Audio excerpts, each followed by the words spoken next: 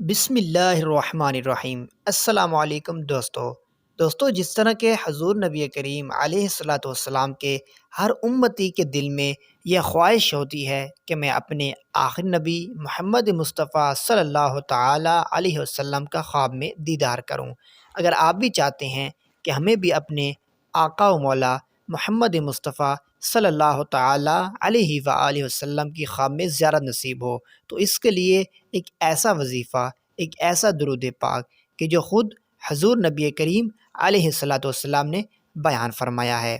کشف الغمہ کی حدیث مبارکہ، حضور نبی کریم علیہ الصلاۃ والسلام کا فرمان شفاعت نشان ہے کہ جو شخص یہ درود پاک پڑھے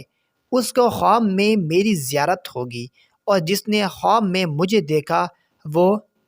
قیامت کے دن بھی دیکھے گا، اور جو مجھے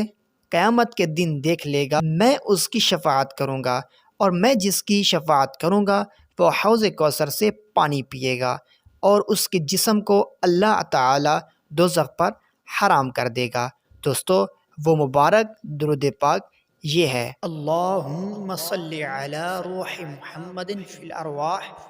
وعلی جسدہ فی الاجساد وعلی قبرہ فی القبور۔